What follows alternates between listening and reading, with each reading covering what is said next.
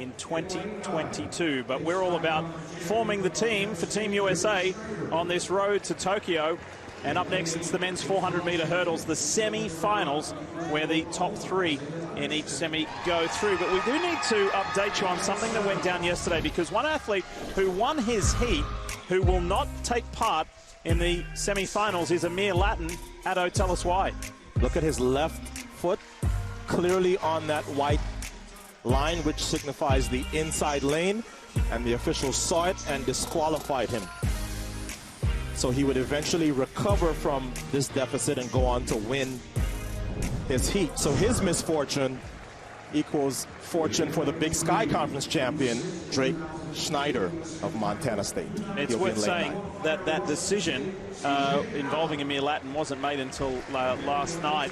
His team, his representatives appealed that decision, but obviously it has not gone their way. And as Addo just mentioned, that's why Drake Schneider, the 22-year-old from Wisconsin, is in lane 9. Here's TJ Holmes. 5th at the World Championships in 2017 and 2019. An All-American while at Florida. I trained with this young man when he was at Baylor, and I can tell you he's extremely disciplined and motivated. He actually coaches himself now, Otto, which we talked about yesterday. What a feat that is for him to be running so well. And you explain it's because he's a videographer, so he has all the equipment to be able to film himself. Here's Kenny Selman, the 2018 U.S. champion in this event. He won his heat and in fact had the fastest time in qualifying last evening. Quavell Jordan, CJ Allen, lanes 2 and 3. And then Khalifa Rosser is in lane 4. Keep an eye on Rosser as well. And out in lane 8, on the outside of Caleb Dean, is Isaiah Livingston. He was second at the NCAA's to Sean Burrell, who actually fell in the first round, the NCAA champion, not making it through to the semifinals. He played basketball and volleyball as a kid, but comes from a running family. His mom, his dad, his sisters, and he used to set up chairs in his backyard to practice the hurdle. So been preparing for this moment for a long time.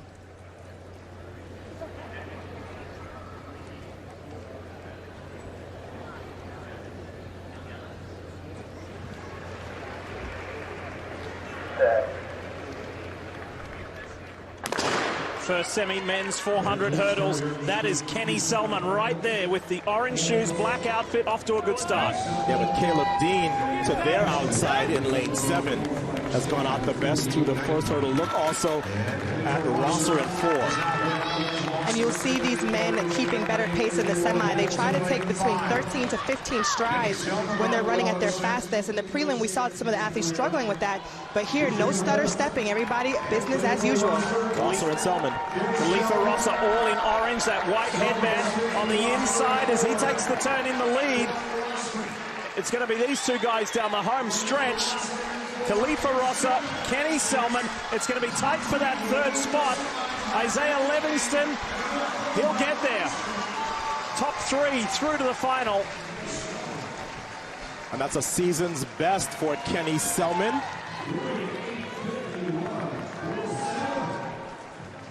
Rosser wasn't too far behind. So 48.51 for Kenny Selman. Khalifa Rosser, Isaiah Livingston are the 3 who advance. And here you see Rosser and Selman. And Rosser, who actually had the lead at this point, and Selman really able to go back to his arms and get over that final hurdle. I'm surprised that TJ Holmes wasn't in the mix. He looked really good yesterday, but really way back off the pace down the final 100 meters. But Kenny Selman and Rosser really executing this semi like a final. They looked really good, and they needed every bit of that to be able to, one, get a season's best today and make it through to a very, very, very competitive final tomorrow. The results reflect who finished where. Selman, Rosser, Livingston go straight through. Now CJ Allen and Caleb Dean will be on that bubble as far as being the next 2 fastest to go through to the final. World Championship silver medalist Rai Benjamin, one of the best in the world. He's up next. And everybody looking at Rai Benjamin in this to see what he can do, particularly in light of yesterday's heat where Sonia Renato immediately identified him doing some stutter steps. He was just out of his rhythm. Later on, he said, it was just too slow for me. Yep, and we focus on this gentleman for a reason. The list of people who have run faster than the guy on your screen in history. Kevin Young, the world record holder, and the twice world champion from Norway, Karsten Warholm. That's it.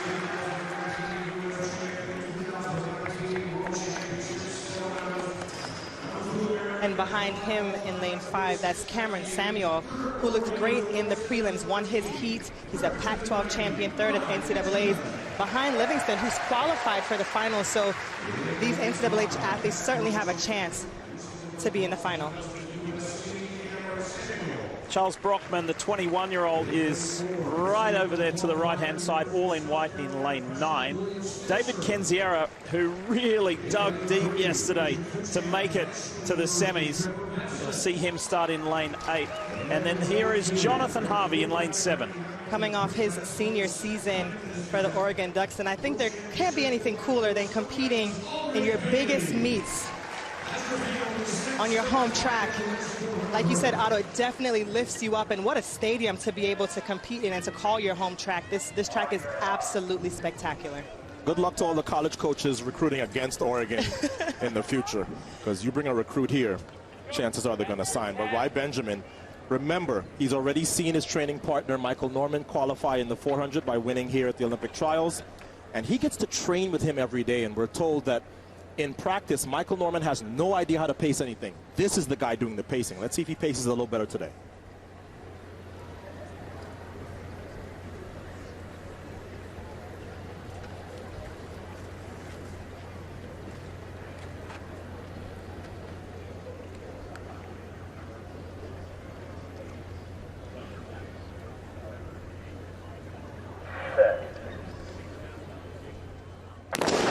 Rai Benjamin in lane 6 with that white headband on. Let's watch his rhythm today versus yesterday.